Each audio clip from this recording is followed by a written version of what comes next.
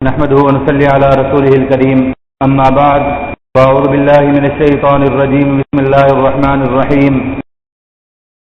الحمد لله الذي أنزل على عبده الكتاب ولم يجعل له عوجا قيما لينذر بأسا شديدا من لدنه ويبشر المؤمنين الذين يعملون الصالحات أن لهم أجرا حسنا ماكثين فيه أبدا.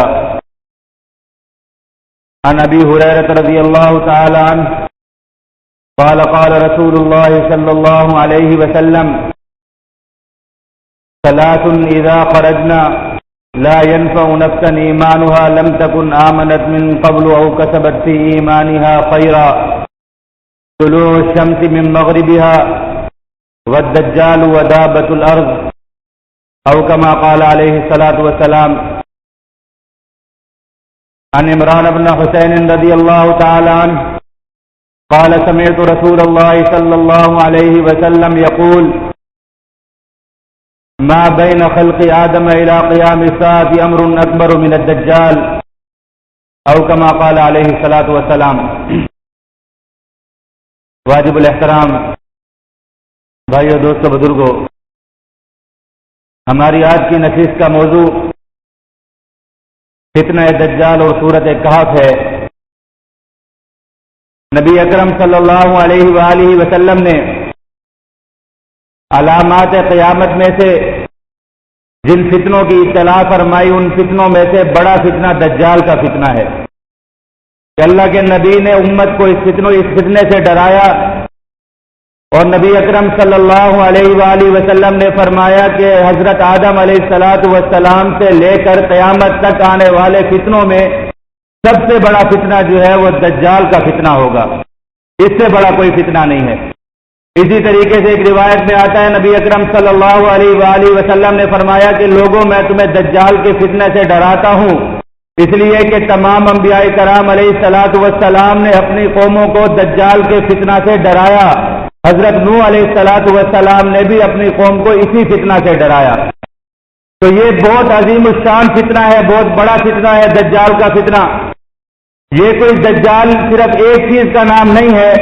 نبی اکرم صلی اللہ علیہ وآلہ وسلم نے فرمایا کہ امت میں بہت سارے دجال آئیں گے، یہاں تک کہ پھر آخر میں بڑا دجال آئے گا جس کی علامات بھی نبی اکرم صلی اللہ علیہ وآلہ وسلم نے ارشاد فرمائی. تو اصل یہ دجال چیز کیا ہے، فتنہ دجال چیز کیا ہے؟ دجال کہتے ہیں عربی کے اندر دجل اس چیز کو کہتے ہیں کہ جس میں ملمہ سازی ہو، جس چیز کا ظاہر کچھ ہو اور باطن کچھ ہو اس چیز کو دجل کہتے ہیں. جیسے کہا جاتا ہے کہ کسی نے تلوار کو جو ہے وہ سونے کے ساتھ دجل کر دیا، یعنی اس کو سونے کا رنگ کر دیا. تلوار سونے کی نہیں تھی، لوہے کی تھی، لیکن اس پر سونے کا پانی چڑھا کر اس کو ایسا کر دیا جیسے کہ وہ سونے کی بنی ہوئی چیز ہے. تو کوئی بھی ایسی چیز کہ جس کا ظاہر کچھ ہو اور باطن اس کا کچھ ہو اس کو دجل کہا جاتا ہے. اور یہ دجال بھی ایسا ہی ہوگا کہ ظاہری طور پر جو چیزیں اس کے پاس ہوں گی، جو چیزیں لوگوں کو دکھا کر یہ گمراہ کرے گا، حقیقت ان چیزوں کی ویسی نہیں ہوگی. اللہ کے نبی نے فرمایا کہ یہ آئے گا، اس کے ساتھ ایک جنت بھی ہوگی ایک جہنم بھی ہوگی، لیکن جو جنت دکھائے گا وہ اصل میں جہنم ہوگی اور جو جہنم دکھائے گا وہ اصل میں جنت ہوگی. اسی طریقے سے حضرت ابو الدرداء رضی اللہ تعالیٰ عنہ کی روایت ہے، وہ فرماتے ہیں کہ نبی اکرم صلی اللہ علیہ وآلہ وسلم نے فرمایا کہ یہ دجال آئے گا، اس کے ساتھ پانی بھی ہوگا آگ بھی ہوگی. جس کو وہ پانی دکھائے گا وہ حقیقت میں آگ ہوگی، اور جس کو وہ آگ دکھا کر ڈرائے گا وہ حقیقت میں پانی ہوگی. تو کوئی بھی ایسی چیز کہ جس کے اوپر ملمہ سازی کی جائے، اس پر کوئی کھول چڑھائے جائے اور حقیقت اس چیز کی کچھ اور ہو، اس کو دجل کہا جاتا ہے. یہ جتنے بھی فتنے ہیں آج دنیا کے اندر، ان کو دجالی فتنے اس لیے کہا جاتا ہے کہ ان کا اصل کچھ ہے اور ان کی حقیقت کچھ ہے اور ان کے اوپر غلاف کچھ اور چڑھایا گیا ہے. جیسا کہ آج دیکھ لیں آپ حضرات کہ دنیا کو روشن خیالی کی طرف لے جایا جا رہا ہے، دنیا کو جمہوریت کی طرف لے جایا جا رہا ہے، دنیا کو آزادی کی طرف لے جایا جا رہا ہے، لیکن حقیقت میں جو آزادی دکھائی جا رہی ہے وہ دنیا کی بدترین غلامی ہے.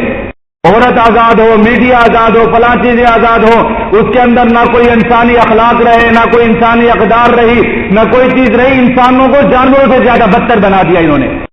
جمہوریت کے نعرے لگانے والوں نے کہا کہ شاید دنیا کی جو ہے وہ نجات جمہوریت کے اندر پڑی ہوئی ہے، حالانکہ دنیا کا ایسا بدترین نظام کہ جس کی کوئی مثال نہیں ملتی، کہ جہاں پر صرف جو ہے وہ ووٹوں کو تولا جاتا ہے، ان کی حقیقت اور وزن کو نہیں دیکھا جاتا۔ ایک بھنگی چرسی موالی کا ووٹ بھی وہی حقیقت رکھتا ہے جو کہ ایک پڑھے لکھے انسان کا، عالم دین کا، حافظ قرآن کا یا دنیا کے پڑھے لکھے انسان کا ووٹ حیثیت رکھتا ہے۔ دونوں کو برابر کرنے کے اندر کھڑا کر دیا۔ کیسے ہو سکتا ہے؟ کوئی عالم، کوئی علم والا اور ایک غیر علم والا کیسے برابر ہو سکتا ہے؟ کوئی پڑھا لکھا انسان اور کوئی جاہل انسان کیسے برابر ہو سکتا ہے؟ کوئی معمر بزرگ، کوئی اللہ والا اور کوئی ایک جو ہے وہ سڑک کے اوپر چلتا پھرتا موالی نشہ، یہ کیسے برابر ہو سکتا ہے؟ نہیں ہوتا۔ لیکن ایک دنیا کو یہ دکھانا شروع کر دیا کہ نہیں، یہ بہت اچھا نظام ہے۔ تو یہ جتنے بھی فتنے ہیں دجالی فتنے ہیں، یہ ان کی حقیقت اصل میں بہت بھیانک ہے۔ ان کی عورتوں کی آزادی کا انہوں نے نعرہ لگایا کہ عورتوں کو آزاد کرو۔ اب عورتوں کو آزادی جتنی اسلام نے دی، اس سے زیادہ کوئی نہیں دے سکتا۔ اسلام سے پہلے جا کر تو دیکھو، کسی گھر کے اندر کوئی بچی پیدا ہو جاتی تھی تو اس کو وہیں سے گلا دبا کر دفن کر دیا کرتے تھے۔ عورتوں نے اسلام نے اس عورت کو اتنی آزادی دی، یہ مقام دیا کہ ماں کے قدموں کے تلے جنت رکھ دی اور کہا جس نے 2 بیٹیوں کی پرورش کی وہ اللہ کے نبی کے ساتھ جنت کے اندر کھڑا ہوگا جا کر۔ اس سے بڑا مقام کیا دیتے اسلام؟ انہوں نے ان عورتوں کو سڑکوں کے اندر لے آئے۔ وہ عورت جس کے لیے اللہ رب العزت نے اس کا گھر بنایا تھا کہ وہ اپنے گھر کے اندر اپنے بچوں کی پرورش کرتی، اپنے شوہر کی تربیت کرتی، اپنے بچوں کی تربیت کرتی، اس عورت کو آزادی پر لا کر انہوں نے کیسے کھڑا کر دیا؟ اس عورت کو یہ بتایا کہ تو گھر کے اندر اپنے بچوں کو کھانا نہ کھلایا کر، اپنے شوہر کو کھانا نہ کھلایا کر، اس کو بازاروں کے اندر لے آئے، جہازوں کے اوپر لے آئے۔ اب جہاں پر بھی دنیا کے اندر جا کر دیکھو، بڑے ہوٹلوں کے اندر جا کر دیکھو، جہازوں میں بیٹھ کر دیکھو، ہر جگہ پر عورتیں کھانا لے کر لوگوں کو تقسیم کرتی پھر رہی ہیں۔ کوئی واسطدار نظروں سے ان کو دیکھ رہا ہے، کوئی ان کے اوپر جملے کس رہا ہے، کوئی ان کے اوپر جو ہے وہ کوئی بری بری باتیں جو ہے وہ کر رہا ہے، کوئی اشارے کر رہا ہے، کوئی کچھ کہہ رہا ہے، کوئی کچھ کہہ رہا ہے۔ تو تماشا بنا دیا، لے جا کر بازار کے اندر لا کر کھڑا کر دیا اس عورت کو جس کو اللہ رب العزت نے عفت اور عزت دی تھی، جس کو اللہ رب العزت نے گھر کا بادشاہ بنایا تھا، اس کو انہوں نے بازاروں میں لا کر رسوا کر دیا اور نام دیا اس کو آزادی کا انہوں نے۔ تو یہ دجالی فتنے، دجال، یہ جتنے فتنے آ رہے ہیں یہ سارے دجالی فتنے، اور ان فتنوں کا عروج جو ہوگا وہ دجال ہوگا، جس کا نبی اکرم صلی اللہ علیہ وآلہ وسلم نے فرمایا کہ وہ دجال اکبر ہے، وہ ان فتنوں کا عروج ہوگا۔ تو دنیا کے اندر 2 قسم کے نظریات ہیں، 2 قسم کے دنیا کے اندر نظریات پائے جاتے ہیں۔ ایک نظریہ کیا ہے؟ ایک نظریہ دنیا کے اندر یہی دجالی نظریہ ہے جس کو مادیت کا نظریہ کہتے ہیں۔ وہ نظریہ یہ ہے کہ اللہ رب العزت نے کائنات کو اسباب کے ساتھ جو ہے وہ بے واسطہ کر دیا ہے۔ کائنات کی تمام چیزوں کو اللہ رب العزت نے اسباب کے ساتھ اور خواص کے ساتھ اور ان چیزوں کے ساتھ جوڑ دیا ہے کہ انسان جو ہے وہ اللہ رب العزت کسی سبب کے اندر اللہ رب العزت نے وہ تاثیر رکھ دی ہے کہ اس کی وجہ سے کچھ چیزیں وجود کے اندر آ جاتی ہیں۔ ساری کی ساری کائنات چند اسباب کے جو ہے وہ محتاج جو ہے وہ چل رہی ہے اور چلتی چلی جا رہی ہے، لیکن یہ اسباب اصل تو نہیں ہے۔ اب کائنات کے اندر 2 نظریے ہیں۔ ایک نظریہ وہ ہے جنہوں نے ان اسباب کو جو ہے وہ اصل بنا دیا، انہوں نے یہ کہنا شروع کر دیا کہ کائنات کے اندر سب کچھ ہی یہی اسباب ہیں، یہی کائنات کے اندر جو طاقتیں ہیں یہی سارا کچھ ہے، انہی کے ذریعے سے تمام چیزیں وجود کے اندر آتی ہیں، اور کوئی بھی دنیا کے اندر ایسی طاقت نہیں ہے جو کہ ان اسباب کے درمیان اور ان کی خواص اور ان کے جو نتائج ہیں اور جو ان کی مثمرات ہیں ان کے درمیان حائل ہو سکے، کوئی ایسی چیز نہیں ہے۔ بس جو کچھ بھی ہے وہ دنیا کے اسباب وسائل ہیں، ان کے اوپر انسان قبضہ کر لے، ان کے اوپر انسان کا تسلط ہو جائے تو انسان جو اسباب بھی بروئے کار لاتا رہے گا اس کو ویسے نتائج ملتے رہیں گے۔ اسباب اور نتائج کے درمیان کوئی ایسی چیز نہیں ہے کہ جو حائل ہو سکے، اور نہ ہی کسی کے اندر یہ طاقت ہے کہ کوئی جو ہے وہ ذات ایسی ہو جو کہ ان اسباب کو اپنے ارادہ سے اور اپنی طاقت کے ساتھ ان اسباب کے اندر سے جو اللہ ان کے اسباب کے اندر جو صلاحیت ہے اس کو سلب کر سکے، یا کوئی ایسی طاقت ہو جو کہ بغیر کسی اسباب کے اور بغیر کسی چیز کے، بغیر کسی سبب کے جو ہے وہ چیزوں کے نتائج کو وجود میں لا سکے، ایسی بھی کوئی ذات نہیں ہے۔ تو یہ نظریہ جو ہے مادیت کا نظریہ ہے، اور یہ نظریہ بہت پھیلا ہے۔ عیسائیت اور یہودیت اسی نظریے کے اوپر جا کر اکٹھے ہو گئے کہ دنیا کے اسباب کے اوپر قبضہ کر لو، اور اس جو مادی دور کے جو لوگ ہیں جنہوں نے مادیت کے اوپر ایمان لے کر آئے کہ سب کچھ دنیا کا اسباب ہے، جو کچھ بھی ہے وہ دنیا کے اسباب ہیں، تو ان کو اللہ رب العزت نے دنیا کے اندر تھوڑی سی حکومتیں دی، کچھ تھوڑے سے ان کو اسباب اور وسائل دے دیے، تو انہوں نے دنیا کی تجارت، دنیا کی صحافت، دنیا کا فلسفہ، دنیا کا علم و ادب اور دنیا کے ذخائر کے اوپر قبضہ کر کے اور اپنی تمام تر چیزوں کا انحصار اقتدار پر رکھ کر کہ جس کے ہاتھ میں اقتدار ہوگا بس وہ کائنات کا مالک ہے، وہ جو کچھ مرضی کرتا پھرے۔ اس لیے ان کے سارا کا سارا جو محنتیں ہیں وہ صرف اقتدار کی محنتیں ہیں کہ دنیا کے اندر کہیں پر اقتدار مل جائے، پھر دیکھو ہم کیسے لوگوں کو جانوروں کی طرح ہانکتے ہیں، کیسے دنیا کو اپنے اشاروں پر نچاتے ہیں. تو یہ مادی دور کے لوگ ہیں. انہوں نے صرف مادیت اور اسباب کے اوپر نظر رکھی اور ان کو حاصل کرنے کی کوشش کی. اور مادیت کے اوپر ایمان لانے والے جو لوگ ہیں، جن کے نزدیک صرف اسباب سب کچھ ہیں، ان کا جو سب سے بڑی علامت ہے اور ان کا جو سب سے بڑا ایجنڈا ہے وہ یہی ہے کہ یہ محدود اور فانی زندگی جو انسان کے پاس موجود ہے، یہ کسی طریقے سے بہت زیادہ طویل ہو جائے، بس طویل ہو جائے اور آرام دہ ہو جائے، کہ اس کے اندر وسعت بھی ہو جائے کہ لمبی ہوتی رہے اور آرام دہ ہو جائے کہ اس کے جتنے اس کے اندر آرام دہ چیزیں وہ ہمیں ملتی رہیں. بس اسی کے گرد ان کا سارا فلسفہ جو ہے وہ گھومتا ہے. آپ دیکھ لیں جو کچھ ہوگا اسی کے ارد گرد ہوگا. لیکن دوسرا نظریہ کیا ہے؟ دوسرا نظریہ جو ہے وہ ایمان کا نظریہ ہے. وہ ایمان کا نظریہ یہ ہے کہ یہ اسباب اور یہ سب کچھ جو کچھ اللہ رب العزت نے بنایا ہے یہ اصل نہیں ہے. ان اسباب کے پیچھے بھی ایک طاقت موجود ہے. وہ طاقت ایسی ہے جس نے ان اسباب کے اندر اور ان تمام چیزوں کے اندر اس بات کی صلاحیت رکھی ہے کہ ان کے ذریعے سے چیزیں وجود کے اندر آتی ہیں، انہی کے ذریعے سے کائنات کا نظام چل رہا ہے. لیکن وہ طاقت ایسی ہے جو ان اسباب کے بغیر بھی نتائج کو وجود میں لا سکتی ہے. وہ طاقت ایسی ہے جو ان اسباب کے اندر سے طاقت اور صلاحیت ختم بھی کر سکتی ہے. وہ قوت ایسی قوت ہے جو چاہے جو کچھ کر سکتی ہے، اس کے اشارے اور مشیت کے بغیر یہ اسباب بھی کوئی نتائج نہیں لا سکتے. یہ اسباب جو نتائج لے کر آتے ہیں وہ بھی اسی کی مشیت اور ارادے کے ماتحت لے کر آتے ہیں. یہ ایمان کا نظریہ ہے. تو یہ دو نظریات ہیں، مادیت اور ایمان کا مارکا ہے یہ دو نظریات ہیں دنیا کے اندر. لیکن یہ نظریہ جو مادیت کا نظریہ ہے یہ دنیا کے اندر پھیلتا جا رہا ہے اور قیامت تک پھیلتا جائے گا. اور اس کا عروج جو ہے وہ دجال اکبر ہوگا کہ لوگوں کے ذہنوں کے اندر یہ بات بیٹھ جائے کہ جو کچھ بھی ہے وہ اسباب ہے، بس اسباب سے آگے ہماری نظر کہیں نہیں جانی چاہیے. جیسے آج کل ہو رہا ہے، بڑے بڑے مسلمان بھی انہی چیزوں کے پیچھے پڑے ہوئے ہیں کہ اسباب حاصل کرو، دنیا کی جو طاقتیں ہیں وہ حاصل کرو، دنیا کے ذخائر اور وسائل حاصل کرو. اس کے بغیر تم دنیا کے اندر سروائیو نہیں کر سکتے، دنیا کے اندر چل نہیں سکتے. اس لیے کوئی چورا چمار بیٹھ کر، کوئی لاکھوں مربع میل دور بیٹھ کر بھی ٹیلی فون کے اوپر کہہ دیتا ہے کہ باز آ جاؤ ورنہ تمہیں پتھر کے ڈور کے اندر دھکیل دیں گے، تو ہماری ٹانگیں کانپنا شروع ہو جاتی ہے کہ باقی ٹھیک کہہ رہے ہیں. اس لیے کہ ان کے پاس تو B-52 طیارے بھی ہیں، ان کے پاس تو میزائل بھی ہیں، ان کے پاس تو ایٹم بم بھی ہیں، ان کے پاس تو ڈالر بھی ہیں، ان کے پاس تو پونڈ بھی ہے، ان کے پاس تو پٹرول بھی ہے. ہمارے پاس تو کچھ نہیں ہے، وہ ہمیں پتھر کے ڈور کے اندر دھکیل دیں گے. حالانکہ اتنا نہیں سوچتے کہ یہ فون کے اوپر دھمکیاں دینے والے، ان کا اگر اللہ رب العزت 1 منٹ کے لیے پیشاب بھی بند کر دے تو یہ زمین کے اوپر لوٹتے پوٹتے پھر رہے ہوں گے. ان کے اندر اتنی طاقت بھی نہیں ہے کہ اپنا پیشاب خارج کر سکیں. لیکن نہیں، اسباب کے اوپر نظر رہے گی. آج پورے کے پورے مسلمان معاشرہ جو ہے اس کو انہی اسباب کی طرف دھکیلا جا رہا ہے. اللہ کے نبی نے جتنی بھی محنت فرمائی وہ یہ فرمائی کہ لوگ ایمان پر آ جائیں، مادیت کی طرف نہ جائیں. اللہ کے نبی کی محنت اسی چیز کے اوپر تھی. صحابہ کرام رضوان اللہ تعالیٰ علیہ مجمعین کو دیکھ لیجئے، ہجرت کروائی ان کو مکہ سے مدینہ منورہ کی طرف، کہ سب کچھ چھوڑ دو، اپنا گھر چھوڑ دو، اپنا خاندان چھوڑ دو، اپنا قبیلہ چھوڑ دو. مدینہ میں پہنچے تو ان کو جہاد پر لگا دیا کہ نکلو دنیا کے اندر اور لڑتے جاؤ. کہیں پر 313 تو کھڑے ہو جاؤ ہزاروں کے سامنے میں، کہیں پر جو ہے وہ 3000 تو لاکھوں کے سامنے جا کر کھڑے ہو جاؤ. دنیا کے اسباب اور وسائل کو ان کے پاؤں کے نیچے ڈال دیا کہ ان اسباب کی طرف مت جاؤ، چلتے جاؤ ان چیزوں پر. اور ایمان ان کا کیسا بن گیا کہ سیدنا عمر فاروق جیسے لوگ نکلتے تھے جا کر پہاڑوں سے کہتے تھے کہ بہت بلند ہو لیکن تم پر مجاہد چلنے کے لیے آ رہے، پھیل جاؤ زمین کی طرح. ان کے لیے زمین کی طرح بچ جاؤ، ان کو تکلیف نہیں ہونی چاہیے. سیدنا عمر فاروق رضی اللہ تعالیٰ عنہ سے کسی نے آ کر کہا کہ سمندر پر جہاد کرتے ہیں، سمندری بیڑا بناتے ہیں. انہوں نے پوچھا کہ یہ سمندری بیڑا اور جہاز کیا چیز ہوتی ہے؟ انہوں نے کہا جی بڑا سارا ہوتا ہے، لکڑیوں کا بنتا ہے اور یہ سارا کچھ ہوتا ہے، پھر سمندر کے اندر چل پڑتا ہے. کہنے لگے وہ تو ہتھولے لیتا ہوگا اور اس کے اندر بیٹھے ہوئے لوگوں کو تکلیف ہوتی ہوگی. انہوں نے کہا تکلیف تو ہوتی ہے. کہنے لگے میں اللہ کے بندوں کو اور اللہ کے مجاہدوں کو تکلیف میں نہیں ڈالنا چاہتا. جا کر سمندروں سے کہا کہ اللہ کے مجاہد آ رہے ہیں، ان کے لیے زمین کی طرح بچ جاؤ، اور مجاہدوں کو کہا کہ چڑھ جاؤ سمندروں کے اوپر، تمہارے لیے زمین کی طرح بچھے پڑے ہیں. اسباب سے ان کی نظریں ہٹا دی ان کی. آج کوئی اس طرح کہے، آج کسی مسلمان سے کہہ دو کہ یار تمہارا مسئلہ حل نہیں ہو رہا، جا کر 2 رکعت نفل پڑھو. کہتے ہیں یار کام کر سکتے ہو تو کرو، کن باتوں کے اوپر ہمیں لگاتے ہو؟ میرے پاس ایک شخص آیا کچھ دن پہلے، مجھے آ کر اپنی ضرورت بتائی، کہنے لگا کچھ چیزیں چاہیے مجھے، کچھ پیسے چاہیے. میرے پاس نہیں تھے دینے کے لیے. میں نے کہا یار آپ مسجد کے اندر جاؤ، جا کر ایک کونے کے اندر بیٹھ کر نوافل پڑھو، اللہ بھلا کرے گا، انشاءاللہ تمہارا کام ہو جائے گا. تو اس نے آگے سے مجھے ایسے دیکھا جیسے کہہ رہا ہو کہ یار مولوی صاحب نہیں ہے تو کہہ دو کہ نہیں ہے، اب یہ مجھے کن کاموں کے اوپر لگاتے ہو. چپ کر کے اٹھ کے چلا گیا.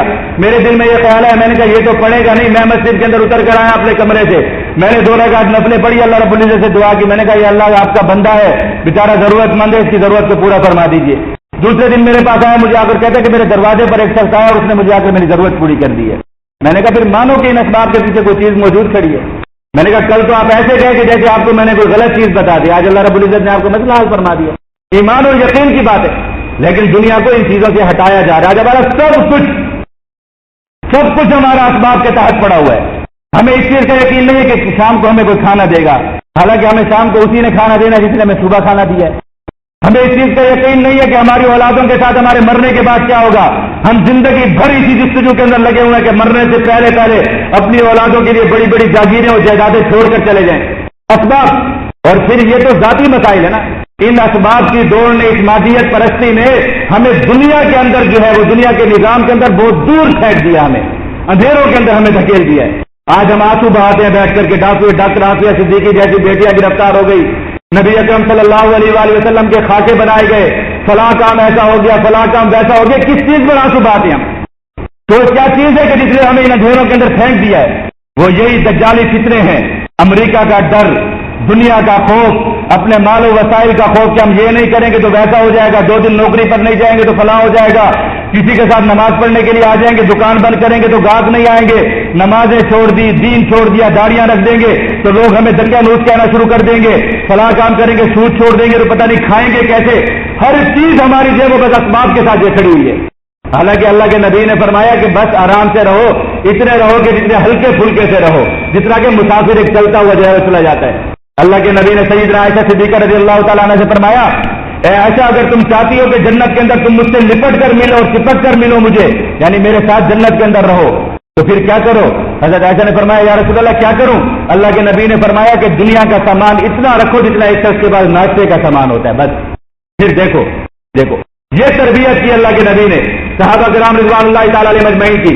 سیدنا عمر فاروق رضی اللہ تعالیٰ عنہ, حدیث الہ بہت مشہور حدیث ہے, اس کے اندر جو ہے وہ سیدنا عمر فاروق رضی اللہ تعالیٰ عنہ اللہ کے نبی کے گھر میں تشریف لائے اور فرماتے ہیں میں نبی اکرم صلی اللہ علیہ وآلہ وسلم کے پاس حاضر ہوا. میں نے اللہ کے نبی کو دیکھا کہ نبی اکرم صلی اللہ علیہ وآلہ وسلم ایک چٹائی کے اوپر سو رہے ہیں, اور اس چٹائی کے بیچ میں اور اللہ کے نبی کے جسم کے بیچ میں کوئی چیز بچھی ہوئی نہیں ہے, اور اس چٹائی کے اثرات اللہ کے نبی کے جسم کے اوپر, پہلو کے اوپر نظر آ رہے ہیں, یعنی نشان پڑے ہوئے ہیں اس کے. اور فرمانے لگے میں نے اللہ کے نبی کے حجرے میں دیکھا کہ مجھے کوئی ایسی چیز نظر آ جائے جو نظروں کو بھاتی ہو, تو کہنے لگے کچھ مجھے نظر نہیں ہے, چند ایک چمڑے کے ٹکڑے اللہ کے نبی کے حجرے میں پڑے تھے. فرمانے لگے بہت دکھ ہوا.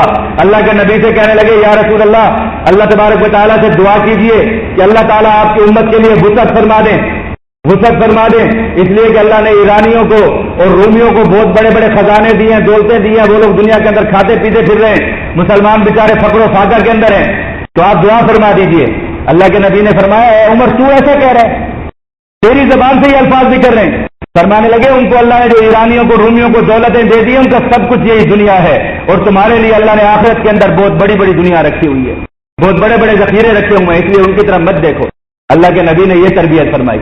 ایک صحابی کا خطبہ نقل کرتے ہیں, وہ خطبہ دے رہے تھے, کسی علاقے کے گورنر تھے, تو خطبہ دیتے ہوئے انہوں نے فرمایا کہ لوگوں ہم پر ایک وقت ایسا ہوتا تھا کہ ہمارے پاس ایک چادر ہوا کرتی تھی, ہم اس کے 2 ٹکڑے کر کے میں اور فلاں شخص آدھی آدھی کر لیا کرتے تھے. آج اللہ نے ہمیں دین کی برکت سے ایسی حکومت اور ایسا جو ہے وہ شان دی ہے کہ آج ایک علاقے پر میں گورنری کرتا ہوں, دوسرے علاقے پر میرا وہ دوسرا فلاں دوست گورنری کرتا ہے, فلاں بھائی گورنری کرتا ہے, لیکن اس کے باوجود دنیا ہمارے دلوں کے اندر نہیں ہے. حضرت علی کے بارے میں حضرت امیر معاویہ رضی اللہ تعالیٰ عنہ نے کسی سے پوچھا تو انہوں نے فرمایا کہ حضرت علی دنیا کو مخاطب کر کے فرماتے تھے کہ اے دنیا تو بڑی خوبصورت ہے اور تو پوری کوشش کر رہی ہے کہ مجھے اپنے اندر پھنسا لے, لیکن سن لے کہ میں تجھے 3 طلاقیں دے چکا ہوں, میں تیرے قریب بھٹکنے والا نہیں ہوں. اس لیے دنیا نے وہ منظر دیکھا کہ سیدنا علی رضی اللہ تعالیٰ عنہ جیسا خلیفہ, لاکھوں مربع میل کا حکمران, ممبر پر بیٹھ کر اپنی تلوار لوگوں کے سامنے پیش کیا کرتا تھا کہ لوگوں کو یہ ہے جو اس تلوار کو خرید لے, اس لیے کہ میرے پاس 2 لنگیاں تھی, 2 چادریں تھی, ان کو میں پہنا کرتا تھا, ایک کو اتار دیا کرتا تھا, ایک کو پہنا کرتا تھا, آج ان میں سے ایک پھٹ گئی ہے تو مجھے دوسری خریدنی ہے, تو یہ تلوار خرید لے تاکہ میں وہ چادر لے لوں اس کے بدلے کے اندر. اللہ کے نبی نے یہ تربیت فرمائی, اور آج دنیا ہمیں وسائل اور اسباب اور ان چیزوں کی طرف دھکیلتی جا رہی ہے. ہمارا ایمان یقین, ہمارا دل جو ہے وہ اللہ کی طرف جاتا ہی نہیں ہے, ہماری یہ سوچ ہی نہیں ہے کہ 2 منٹ کسی کو قرضہ نہ ملے تو وہ کہتے ہیں اچھا پھر بینک سے میں پکڑ لیتا ہوں, میں سود کھاتا ہوں. اس کو یہ یقین نہیں ہوتا کہ اللہ میرا پیٹ پالے گا, نہیں ہوتا, تھوڑی دیر کے اندر جو ہے بھٹک جاتے ہیں, ٹوٹ جاتے ہیں. تو یہ مادیت, اور دوسری طرف ایمان. تو ہمارا موضوع جو ہے وہ دجال اور سورۃ کہف تھا. تو دجالی فتنوں کا میں نے خلاصہ آپ سے عرض کیا کہ دجالی فتنے یہی ہے کہ مادیت، ہر طرف طاقت پر قبضہ کرو. ہمارے حکمرانوں کو بھی یہی شوق کہ دنیا کی طاقت زیادہ سے زیادہ ہو جائے، ہمیں فلاں امداد مل جائے، ہمیں فلاں چیزیں مل جائے. کرتے کرتے نہ غیرت رہی، نہ ایمان رہا، نہ ملک رہا، نہ اقتدار رہا، کچھ بھی ان کے پلے نہیں رہا، سب کچھ ختم ہو گیا. آج دنیا کے اندر جانوروں کی طرح ہانکے جاتے ہیں. آج دنیا کے ایئرپورٹوں کے اوپر جانوروں کی طرح پینٹیں اتار کر ان کی تلاشیاں لی جاتی ہے. کوئی ان کا تشخص باقی نہیں رہا، لیکن ان کے ذہنوں کے اندر یہی چیزیں رہی ان کے اندر. پوری قوم کو ذلیل و رسوا کر دیا انہوں نے. اور دوسری طرف تو یہی دجال کا فتنہ ہے. اور اسی کا جو آخری جو وقت اس کا عروج جو ہوگا وہ دجال اکبر ہوگا کہ ایک شخص ایسا آئے گا کہ جس کے بارے میں حدیث کے اندر آتی ہے کہ وہ آتا ہے کہ وہ کانا ہوگا. اس کی ایک آنکھ کے اندر ایسا ہوگا، نبی اکرم صلی اللہ علیہ وسلم نے فرمایا جیسا کہ انگور کا دانہ ہوتا ہے، ایسے اس کی آنکھ کے اندر پھولا سا ہوگا. اور اس کی پیشانی کے اوپر کاف سے را لکھا ہوا ہوگا، کفر لکھا ہوا ہوگا اس کی پیشانی کے اوپر.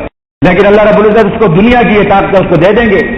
اللہ کے نبی نے فرمایا کہ قیامت کے قریب ایسے لوگ آئیں گے کہ جو ہلکے پھلکے سے ہوں گے، پرندوں کی طرح اڑتے پھریں گے. جیسے آج کل لوگ جہازوں کے اوپر پھرتے ہیں، لیکن ان کے دماغوں کے اندر جو ہے وہ جو دماغ ہوگا ان کا اور جو ان کی ذہنیت ہوگی وہ خونخوار جانوروں کی طرح ان کی بھیڑیے ہوں گے. جیسے آج کل کے لوگ ہیں. دیکھ لیں آپ امریکیوں کو دیکھ لیں، آپ عیسائیوں کو دیکھ لیں، آج کل کے مسلمان حکمرانوں کو دیکھ لیں. ہلکے پھلکے تو ہیں کہ شام کو اسلام آباد بیٹھے ہوں گے، رات کا کھانا جا کر کہیں اور کھائیں گے اور صبح امریکہ جا کر بیٹھے ہوں گے. ہلکے پھلکے اڑتے پھر رہے ہیں، لیکن دلوں کے اندر اور ذہنوں کے اندر جو ہے وہ وحشت ہے، خونخواری ہے، بھیڑیے ہیں، جانور ہیں. ہر وقت انسانوں کا خون بہاتے پھر رہے ہیں اپنے اقتدار کے لیے، اپنے جو ہے مال و اسباب کے لیے، ان چیزوں کے لیے لوگوں کا خون بہاتے پھر رہے ہیں. جانور بن چکے ہیں، بھیڑیے بن چکے ہیں یہ لوگ، خونخوار درندے بن چکے ہیں یہ لوگ. ان کے ذہنوں کے اندر ہر وقت یہ ہوتی ہے. تو دجال جو ہے وہ ان کی سب سے بڑی جو ہے وہ یعنی انسان جتنی بھی طاقتیں حاصل کرتا جائے تو آخر میں جا کر وہ دجال بنے گا. اس سے بڑی چیز کوئی نہیں بن سکتا، اس سے بڑی چیز وہ کوئی نہیں بن سکتا. تو دجال آخر میں آ جائے گا، اس کے پاس جنت بھی ہوگی، جہنم بھی ہوگی، دنیا کے وسائل بھی ہوں گے، لوگوں کو زندہ بھی کرے گا، مارے گا بھی صحیح، پھر کھڑا کر دے گا، لوگ اس کی طرف بھاگیں گے. اللہ کے نبی نے فرمایا کہ عورتیں بہت زیادہ بھاگیں گی اس کے فتنے کی طرف. لوگ بیچارے کوشش کریں گے کہ اپنے گھروں کے اندر ان کو باندھ کر رکھے، لیکن بھاگیں گی. تو وہ کوئی شخص نہیں ہوگا، وہ یہ پورا نظام ہوگا جو مادیت کا نظام ہے. آج آپ دیکھ لیں کہ ہر کوئی بھاگتا پھر رہا ہے، صرف جاتا چلا جا رہا ہے. آج کوئی چاہے بھی چاہیے کہ گھروں کے اندر پردہ ہو جائے، گھروں کی خواتین آرام سے گھروں کے اندر بیٹھ جائیں، اپنے اسباب اور وسائل کے تحت جو اپنے گھروں کو چلائیں. ایسا نہیں کر پاتے بیچارے. یہ عورتیں بھاگتی پھر رہی ہیں، چلی جا رہی ہیں، گھروں کے اندر ٹی ویاں چل رہے ہیں، گھروں کے اندر فلمیں چل رہی ہیں، انسان بے بس ہو کر بیٹھا ہوا ہے. تو یہ سارا دجالی فتنہ ہے. اس دجالی فتنے کی طرف لوگ بھاگتے ہوئے جو ہے وہ جا رہے ہیں، دوڑتے ہوئے جا رہے ہیں. اور یہ دجال ان کو کفر کی طرف اور جو ہے وہ ان کو نفاق کی طرف اور ان کو جہنم کی طرف دھکیلتا ہوا جا رہا ہے. تو یہ دجال ایک شخص ہوگا جس کے بارے میں علامات قیامت کے جب موضوع تھا میں نے اس کا پورا حلیہ کہ اس کے بال کیسے ہوں گے، اس کی پیشانیاں کیسے ہوں گی، کہاں پر آئے گا، کیسے جائے گا، کتنا عرصہ رہے گا، یہ ساری چیزیں وہاں عرض کی جا چکی تھی. تو اللہ رب العزت نے ان فتنوں سے بچنے کا ایک نسخہ دیا. وہ نسخہ کیا ہے؟ وہ نسخہ سورۃ الکہف ہے، قرآن پاک کی سورۃ الکہف. حضرت ابو دردہ، حضرت ابو سعید خدری رضی اللہ تعالیٰ عنہ کی روایت ہے، فرماتے ہیں نبی اکرم صلی اللہ علیہ وآلہ وسلم نے فرمایا کہ جس شخص نے سورہ کہف اسی طرح پڑھی جیسے اللہ رب العزت نے نازل کی ہے، یعنی صحیح طریقے سے پڑھ لی اور سورۃ کہف پڑھنے کا اس نے معمول بنایا، تو اس پر کوئی فتنہ اثر نہیں کرے گا. یہاں تک کہ دجال نکل آیا تو وہ بھی اس پر قابو نہیں پا سکے گا. اللہ رب العزت نے فرمایا. اسی طرح حضرت علی رضی اللہ تعالیٰ عنہ کی روایت ہے، حضرت علی رضی اللہ تعالیٰ عنہ فرماتے ہیں کہ نبی اکرم صلی اللہ علیہ وآلہ وسلم نے فرمایا کہ جو شخص سورۃ الکہف پڑھ لے تو 8 دن تک اس پر دجالی فتنے جو ہے وہ اثر انداز نہیں ہوتے، یہاں تک کہ اگر 8 دنوں کے اندر دجال بھی نکل آئے تو وہ بھی اس پر قابو نہیں پا سکے گا. تو اس لیے اکابر کا معمول چلا رہا ہے کہ ہر جمعے کے دن سورۃ الکہف پڑھنے کا، سورہ کہف پڑھنے کا معمول ہے. آپ حضرات بھی اس چیز کو معمول بنائیں تاکہ اللہ رب العزت ان فتنوں سے محفوظ فرمائے. حضرت ابو دردہ رضی اللہ تعالیٰ عنہ کی روایت ہے، وہ فرماتے ہیں اللہ کے نبی نے فرمایا کہ سورہ کہف کی شروع کی 10 آیات جو بھی پڑھ لے تو وہ فتنوں سے محفوظ رہے گا، یہاں تک کہ دجال کا فتنہ بھی اس پر اثر نہیں کرے گا. تو اس کو اللہ رب العزت نے سورہ کہف کو فتنوں سے بچنے کا نسخہ فرمایا. اس کے اندر اگر غور کیا جائے، مولانا ابو الحسن ندوی رحمۃ اللہ علیہ فرماتے ہیں کہ میں نے اللہ کے نبی کی جب یہ حدیث پڑھی اور میری والدہ محترمہ بچپن سے مجھے اس بات کی تاکید فرمایا کرتی تھی کہ سورہ کہف جمعے کو پڑھا کرو، اور مجھ سے وہ پوچھا بھی کرتی تھی، تو کہنے لگے میرے دل میں یہ خیال آیا کہ میں سورہ کہف کے اندر غور تو کروں کہ اس کے اندر کیا ایسی چیز ہے، کیا ایسی بات ہے کہ اس کی وجہ سے فتنوں سے محفوظ ہوتا ہے انسان.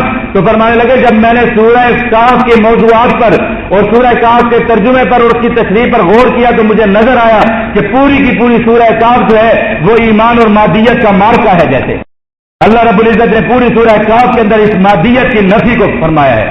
اس مادیت کی نفی کی ہے کہ دنیا کے یہ اسباب وسائل یہ ساری چیزیں کچھ نہیں ہیں, سب کچھ جو ہے وہ اللہ کی ذات ہے. اللہ کے ساتھ جو جڑ جائے اس کو جو ہے کوئی یہ اسباب اور یہ وسائل کچھ نہیں کر سکتے. اس کا یہ سورہ کہف کا خلاصہ ہے. تو سورہ کہف کے اندر جو انہوں نے اس کا خلاصہ عرض کیا وہ خلاصہ جو ہے وہ یہ کہ سورہ کہف کے اندر اللہ رب العزت نے 4 قصے بیان فرمائے ہیں جو اس سورت کے جو ہے وہ 4 بڑے ستون ہیں. ایک قصہ اس کے اندر اصحاب کہف کا قصہ ہے, غار والے 7 لوگ ان کا قصہ ہے. دوسرا قصہ اس میں اس شخص کا ہے کہ جس کو اللہ رب العزت نے 2 باغات دیے تھے. تیسرا قصہ اس کے اندر جو ہے وہ اللہ رب العزت نے جو بیان فرمایا وہ حضرت خضر علیہ الصلوۃ والسلام اور حضرت موسیٰ علیہ الصلوۃ والسلام کا قصہ ہے. اور چوتھا قصہ اس کے اندر جو ہے وہ ذوالقرنین کا قصہ ہے کہ ایک اسلام کا بہت بڑا فاتح ہے, اس کا قصہ جو ہے وہ اللہ رب العزت نے بیان فرمایا ہے. 4 قصے ہیں اس کے اندر سورت کے اندر. اور اس سورت کا شان نزول یہ ہے کہ نبی اکرم صلی اللہ علیہ وآلہ وسلم نے جب اعلان کیا قریش کے سامنے کہ لوگوں کلمہ پڑھو میں اللہ کا نبی ہوں, تو قریش نے 2 شخص نضر بن حارث اور عقبہ بن ابی معیط ان دونوں کو مقرر کیا کہ جاؤ یہودیوں کے علماء کے پاس جاؤ اور ان سے جا کر پوچھ کر آؤ کہ ہمارے پاس مکہ کے اندر ایک شخص آیا ہے جو کہ یہ کہتا ہے کہ میں اللہ کا نبی ہوں. تو یہ لوگ تو پرانی کتابیں پڑھتے چلے آ رہے ہیں, تو ان سے جا کر پوچھو کہ اللہ کے نبی کی کوئی علامات اور کوئی چیزیں تمہیں جو ہے وہ ایسی اپنی کتابوں کے اندر ملتی ہیں کہ جن کے اوپر ہم یہ پرکھ سکیں کہ اللہ کے نبی سچے رسول ہیں یا نہیں ہیں, اس چیز کو ہم پرکھ سکیں, کوئی ہمیں بتاؤ.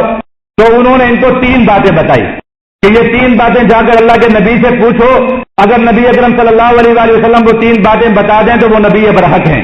ان میں سے ایک بات یہ تھی کہ ان سے جا کر پوچھو کہ وہ غار والوں کا قصہ تمہیں بتائیں کہ ان غار والے لوگوں کا کیا قصہ تھا جو بنی اسرائیل کے اندر تھے. ایک یہ جا کر پوچھو. دوسرا ان سے پوچھو کہ دنیا کا ایک سیاح انسان تھا جس نے مشرق و مغرب کو فتح کیا تھا, اس کے بارے میں پوچھو. اور تیسرا ان سے جا کر روح کے بارے میں پوچھو کہ روح کی حقیقت کیا ہے. تو یہ لوگ اللہ کے نبی کے پاس واپس آئے, آ کر انہوں نے قریش کو بتایا. قریش کے لوگ اللہ کے نبی کے پاس آئے اور 3 سوالات نبی اکرم صلی اللہ علیہ وآلہ وسلم کے سامنے رکھے کہ ہمیں ان 3 باتوں کا جواب دیں. اللہ کے نبی نے فرمایا کہ میں کل تک تمہیں ان باتوں کا جواب دوں گا, اس لیے کہ میں جو کچھ کہتا ہوں وہ وحی کے ذریعے کہتا ہوں. اس موقع پر اللہ کے نبی نے انشاءاللہ نہیں فرمایا, تو اس وجہ سے نبی اکرم صلی اللہ علیہ وآلہ وسلم کے لیے وحی کا تاثر ہو گیا. اور آپ نے فرمایا کہ کل میں بتاؤں گا, تو 15 دنوں تک وحی نازل نہیں ہوئی. 15 دنوں بعد جب وحی نازل ہوئی تو یہ سورہ کہف نازل ہوئی. اس میں 3 باتوں کا جواب بھی موجود تھا. اور نبی اکرم صلی اللہ علیہ وآلہ وسلم کو فرمایا وَلَا تَقُولَنَّ لِشَيْءٍ إِنِّي فَاعِلٌ ذَلِكَ غَدًا إِلَّا أَن يَشَاءَ اللَّهُ. اللہ کے نبی کسی بات کے بارے میں یہ نہ کہا کریں کہ میں کل ایسا کر دوں گا, بلکہ یہ کہا کریں کہ انشاءاللہ ایسا کروں گا. سب سے بڑی نفی مادیت کی کہ اسباب کچھ نہیں ہے. اللہ کے نبی کے سامنے بھی اسباب تھے کہ وہی مجھ پر آ رہی ہے, جبرائیل امین آ رہے ہیں, اللہ کا نبی ہوں تو آئے گی وہی, اور میں اللہ کا سچا نبی ہوں, اللہ تعالیٰ مجھے بتائیں گے ان باروں کے اندر, لیکن انشاءاللہ نہیں کہا.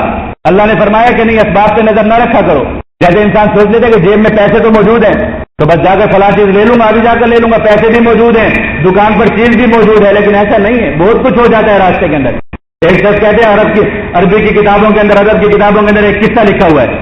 کہتے ہیں ایک شخص جا رہا تھا منڈی کی طرف, جیب میں پیسے رکھے ہوئے تھے, تو اس سے کسی نے پوچھا کدھر جا رہے ہو, تو کہنے لگا منڈی سے گدھا خریدنے کے لیے جا رہا ہوں. تو انہوں نے کہا کہ کہو کہ انشاءاللہ گدھا خریدنے کے لیے جا رہا ہوں. کہتے ہیں کیوں بھائی, جیب میں پیسے موجود ہیں, منڈی کے اندر گدھا موجود ہے, جا کر لے لوں گا. راستے کے اندر کسی نے جیب کاٹ لیا, منڈی کے اندر پہنچا تو گدھے موجود تھے, جیب میں پیسے موجود نہیں تھے. واپس آ رہا تھا, کسی نے پوچھا بھائی کہاں سے آ رہے ہو, کہتے ہیں انشاءاللہ میں منڈی کی طرف جا رہا تھا, تو انشاءاللہ میرا گدھا خریدنے کا ارادہ تھا, پھر انشاءاللہ میری جیب کٹ گئی, اب پھر پیسے جمع کروں گا, پھر انشاءاللہ گدھا دوں گا. اس گدھے کو کسی نے کہا کہ گدھے انشاءاللہ پہلے ہی کہہ دیتے تو یہ مسئلہ نہ ہوتا, تو یہ اسباب کچھ چیز نہیں ہے, کوئی چیز نہیں ہے. تو اللہ کے نبی سے فرمایا لا تقولن لشیء انی فاعل ذلک غدا الا ان یشاء اللہ, کہ آپ یہ نہ کہا کریں کہ کل ایسا کر لوں گا. اللہ کے ساتھ معاملے کو جوڑا کریں کہ اللہ سب کچھ کرنے والا ہے. خیر, تو یہ سورت نازل ہوئی اور اس سورت کے اندر 4 قصے بیان کیے گئے. اصحاب کہف کا قصہ, اور اسی طریقے سے حضرت موسیٰ علیہ السلام اور خضر علیہ السلام کا قصہ, 2 باغوں والے کا قصہ اور ذوالقرنین کا قصہ. یہ چاروں قصے ایسے قصے ہیں کہ جس کے اندر مادیت کی صراحتاً نفی ہے کہ دنیا کے اندر یہ مادیت اور یہ اسباب اور وسائل کچھ نہیں رکھتے, سب کچھ اللہ کے ہاتھ میں ہے. تو اس میں سب سے پہلا قصہ جو ہے وہ اصحاب کہف کا قصہ ہے کہ 7 لوگوں کا قصہ. یہ پرانی کتابوں کے اندر بھی چلا آ رہا ہے کہ 7 ایسے لوگ کہ جو کہ کسی غار کے اندر جا کر سو گئے. تو ان کا قصہ یہ حضرت عیسیٰ علیہ السلام کے دنیا سے جانے کے بعد، دنیا کے اندر اٹھ جانے کے بعد، ان کے اندر جو ہے وہ جب عیسائیت دنیا کے اندر پھیل رہی تھی اور عیسائیت کی دعوت چل رہی تھی، پھر اچانک ہر طرف جو ہے وہ دنیا کے اندر جو ہے وہ شرک پھیل گیا، اور شرک ہر طرف جب بدعت تھی تو کچھ لوگ عیسائیت کے اوپر اس وقت بھی موجود تھے. تو یہ 7 لوگ جن کے بارے میں لکھا کہ سینٹ ڈیسیز تھا اس وقت، اور یونان کا قدیم شہر اسٹیس، اس کے اندر جو ہے یہ 7 لوگ تھے، 7 نوجوان تھے. 7 تھے یا 6 تھے یا 5 تھے، مختلف جو ہے اس کے بارے میں روایات ہیں. تو یہ 5 لوگ تھے، یہ اللہ کی توحید کے اوپر قائم تھے، شرک سے بیزار تھے یہ، اور حضرت عیسیٰ علیہ السلام کی نبوت کے بھی قائل تھے، اور جو علاقے کا بادشاہ تھا اور علاقے کے لوگ تھے وہ مخالف تھے اس چیز کے. تو انہوں نے کوشش یہ کی، بادشاہ نے کوشش یہ کی کہ ان کو قتل کر دے یا ان کو پکڑ لے، ان کو باز رہنے کے لیے کہا، باز یہ نہیں رہے تو ان کو قتل کرنے کا جو ہے اس نے ارادہ کیا. تو ان لوگوں کے دل میں یہ بات آئی کہ ہم کہیں پر چلے جائیں اور جا کر چھپ جائیں، رپورٹ ہو جائیں جا کر. تو یہ ایک غار کے اندر چلے گئے اور اس غار کے اندر جا کر بیٹھ گئے کہ یہیں چھپے رہیں گے، یہیں بیٹھ کر اللہ کی عبادت کرتے رہیں گے، یہیں پر سب کچھ کرتے رہیں گے. تو یہ اس غار کے اندر جا کر بیٹھ گئے. اللہ رب العزت نے ان پر جو ہے وہ نیند کو طاری کر دیا اور یہ اس غار کے اندر سو گئے اس غار کے اندر، اور اس غار کا دروازہ بند ہو گیا. تو اللہ رب العزت نے اب اسباب مادیت اور ایمان کا مارکا شروع ہو گیا. مادیت اور ایمان کا مارکا شروع ہو گیا. مادیت کیا تھی کہ زمانے کا بادشاہ، علاقے کے اوپر سارے لوگ، اور علاقے کا چپا چپا ان کا دشمن ہے. اسی علاقے کے اندر یہ غار ہے، اور جو لوگ دشمن ہیں ان کو اللہ رب العزت نے وسائل بھی دیے ہیں، ان کو حکومت بھی دی ہے، ان کو اقتدار بھی دیا ہے، سب کچھ دیا ہوا ہے. اور یہ بیچارے غریب الوطن ہیں، نہ جن کا اپنا کوئی نہ جن کا غیر کوئی، اور کچھ نہ کھانے کے لیے نہ پینے کے لیے کچھ، غار کے اندر جا کر بیٹھ گئے، جا کر سب کچھ چھوڑ چھاڑ کر. اب اسباب کیا کہتے ہیں کہ یا تو ان کو اس غار کے اندر مر جانا چاہیے، یا پھر یہ کہ یہ دشمنوں کے ہتھے چڑھ جائیں گے، ان کو پکڑ کر ذبح کر دیں، وہ ان کو ختم کر دیں، یا ان کو پکڑ لیں تو ان کو ذلیل و رسوا کر دیں. یعنی آج کے کسی دانشور کو بیٹھ کر کہیں تو وہ ان کو کہے گا کہ ان کا کوئی فیوچر نہیں ہے، ان کا کوئی مستقبل نہیں ہے ان کا.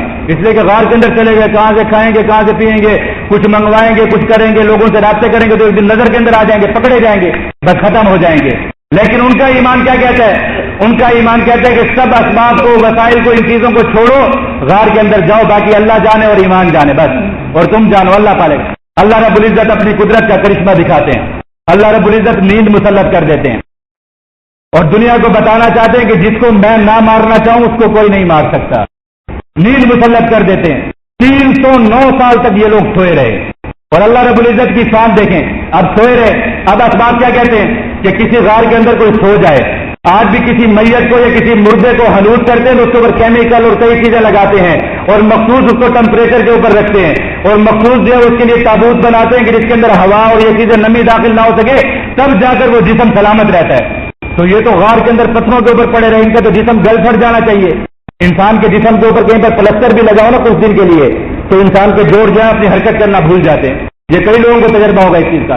تو یہ تو 300 سال تک پڑے رہے. اسباب کیا کہتے ہیں کہ 300 سال کے لوگ مرے نہیں لیکن یہ جام تو ہو جاتے، ان کے جسم تو گل جاتے. اللہ نے کیا کیا؟ اللہ نے یہ کیا، اللہ رب العزت نے سورج کا حکم دیا. سورج کا حکم دیا تظاہر عن کافہم ذات الیمین واذا غربت تقرضهم ذات الشمال، کہ سورج جب ادھر سے نکلتا تو غار کی دوسری طرف سے ہو کر چلا جاتا، جب ڈوبنے لگتا تو غار کی بائیں طرف سے ہو کر چلا جاتا.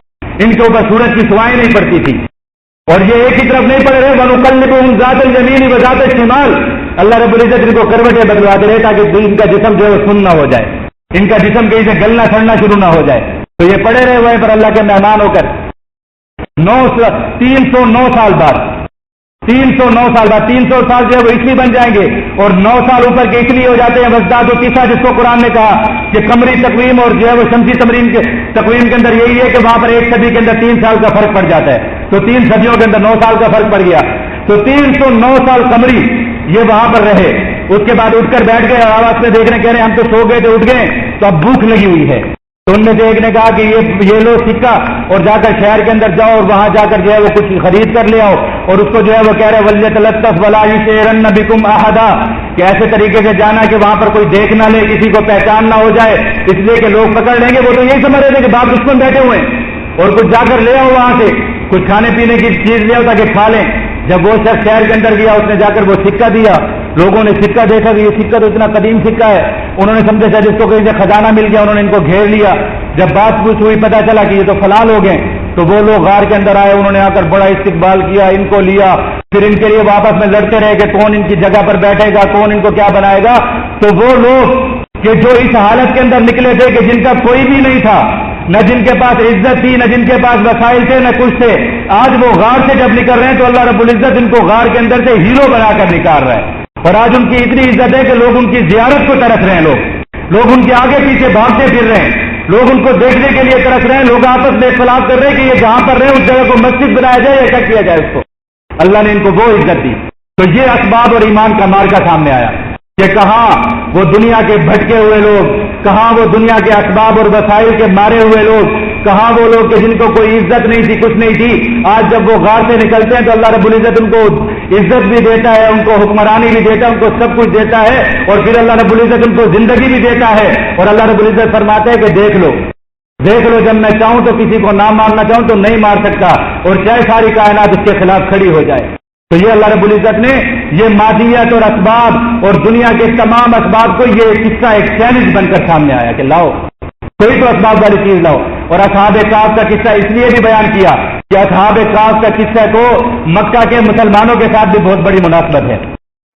مکہ کے مسلمانوں کا بھی یہی حال ہوا، اللہ کے نبی نے جب کلمہ پڑھا اور اللہ کے نبی نے جب کلمہ پڑھایا تو کوئی بھی ساتھ دینے کے لیے تیار نہیں ہے، اپنے غیر روٹ گئے، کبھی صحابہ ابی طالب کے اندر معصور کر رہے ہیں، کبھی روزی بند کر رہے ہیں، کبھی سڑکوں کے اوپر پتھر مار رہے ہیں، کبھی عبادت کرتے ہوئے جسم کے اوپر گندگی ڈال رہے ہیں، کوئی بھی اپنے ساتھ نہیں ہے۔ اللہ کا حکم ہو جاتا ہے کہ نکل جاؤ یہاں سے، شہر بھی چھوڑ دو، زمین ہے پاؤں کے نیچے اس کو بھی چھوڑ دو۔ اللہ پر ایمان لاتے ہیں، مادیت کو چھوڑ کر ایمان کی طرف آتے ہیں نا۔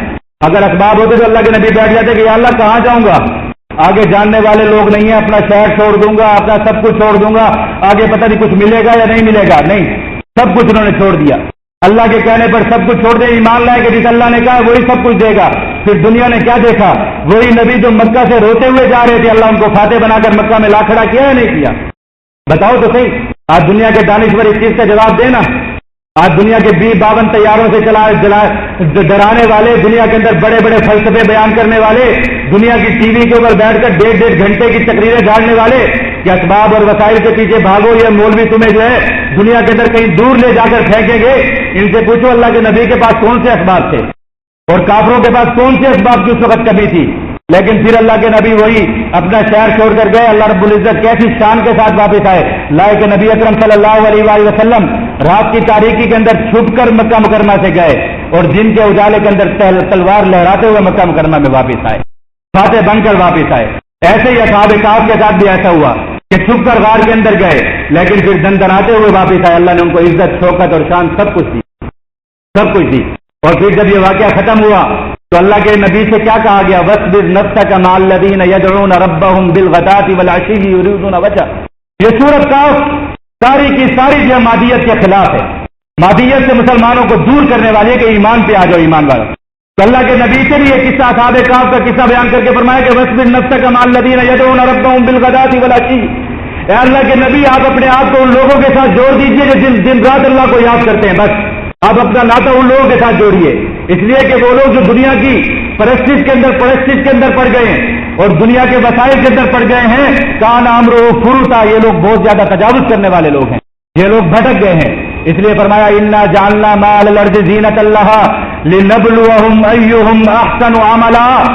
یہ سورۃ کہف کے اندر اللہ نے فرمایا کہ انا جعلنا ما علی الارض زینۃ لها لنبلوهم ایہم احسن عملا۔ او ایمان والو، او انسانوں، یہ دنیا کی زیب و زینت کی طرف مت جاؤ، اس لیے کہ اس کو تو ہم نے تمہاری آزمائش کے لیے بنایا ہے۔ یہ ساری کی ساری دنیا کی زیب و زینت، دنیا کے تماشے، دنیا کی رنگینیاں، یہ ساری کی ساری تمہیں آزمانے کے لیے ہیں۔ لنبلوهم ایہم احسن عملا، کہ دیکھیں تم میں سے کہ کون اچھا عمل کرتا ہے اور کون برا عمل کرتا ہے۔ یہ دیکھ لیجئے، دیکھ لیں ہم، اس لیے ہم نے دنیا کو بنایا ہے۔ اور پھر اسی دنیا کی تنقید کرتے ہوئے اور جو لوگ دنیا کے اندر پھنس گئے ہیں ان کی مذمت کرتے ہوئے اللہ نے فرمایا قل هل ننبئكم بالاخسرین اعمالا الذین ضل سعیهم فی الحیاۃ الدنیا وهم یحسبون انهم یحسنون صنعا۔ اللہ کے نبی قل فرما دیجئے ان کو هل ننبئكم بالاخسرین اعمالا، کیا میں تمہیں نہ بتاؤں کہ دنیا کے اندر خسارے والے لوگ کون ہیں؟ آج کہتے ہیں نا کہ یہ لوگ جو مسجدوں کے اندر بیٹھ گئے نمازیں پڑھنے کی باتیں کرتے ہیں، نعوذ باللہ من ذالک۔ میں نے سنا کہ ایک شخص کسی مسلمان کے پاس نوکری کرنے کے لیے گیا تو اس نے آگے سے ملازمت دیتے ہوئے سے پوچھا کہ تو نمازیں پڑھتا ہے؟ اس نے کہا نمازیں تو پڑھتا ہوں۔ اس نے کہا پھر دن کے اندر 4 نمازیں تو تم ملازمت کے درمیان پڑھنے کے لیے جائے گا تو ہر نماز کے اوپر آدھا گھنٹہ لگائے گا تو 2 گھنٹے تو تیرے اس میں لگ جائیں گے، تو میں ایسے شخص کو نوکری نہیں دے سکتا۔ یہ مسلمانوں کی حالت ہے کہ نماز پڑھنے کے لیے جائے گا تو 2 گھنٹے تیرے صرف ہو جائیں گے، تو میں ایسے شخص کو تو ملازمت نہیں دے سکتا کہ جو 2 گھنٹے کام کے اوپر غیر حاضر ہے۔ قرآن فرماتے ہیں حل ننبئکم بالاخسرین اعمالا، وہ نماز پڑھنے والا خسارے کے اندر نہیں ہے۔ تمہیں میں بتاؤں خسارے کے اندر کون شخص ہے؟ اللہ کے نبی ان کو بتا دیجئے، الذین ضل سعیہم فی الحیات الدنیا، وہ لوگ خسارے کے اندر ہیں جنہوں نے اپنی دنیا کی ساری محنت اور جتن اور سب کچھ انہوں نے دنیا کمانے کے اندر لگا دیا۔ وہم یحسبون انہم یحسنون صنعا، اور وہ اس دنیا کو صرف بس کارخانہ سمجھتے ہیں کہ جس کے اندر بس پیسہ کمانا ہے، دنیا بنانی ہے، تو سمجھ لیجئے کہ یہ لوگ سب سے بڑے خسارے کے اندر ہیں۔ یہ لوگ یہ سورۃ کہف کے اندر جو اللہ نے تو آگے چل کر پھر وہ دو باغوں والا قصہ بیان کیا۔ وہ 2 باغوں والا قصہ جو ہے وہ ایسا قصہ ہے جو ہماری روزمرہ زندگی کے اندر پیش آتا ہے۔ تو انشاءاللہ اللہ تبارک و تعالیٰ نے توفیق دی اور زندگی رہی تو انشاءاللہ اگلے جمعے میں عرض کروں گا۔ اللہ رب العزت ہم سب کو عمل کرنے کی توفیق عطا فرمائے۔ اللہ رب العزت ہم سب کو اس مادیت کے دور کے اندر صحیح ایمان کامل نصیب فرمائے، اپنی ذات کا یقین نصیب فرمائے، اور دجال کے فتنے سے ہم سب کو محفوظ رکھے۔ وآخر دعوانا الحمدللہ رب العالمین۔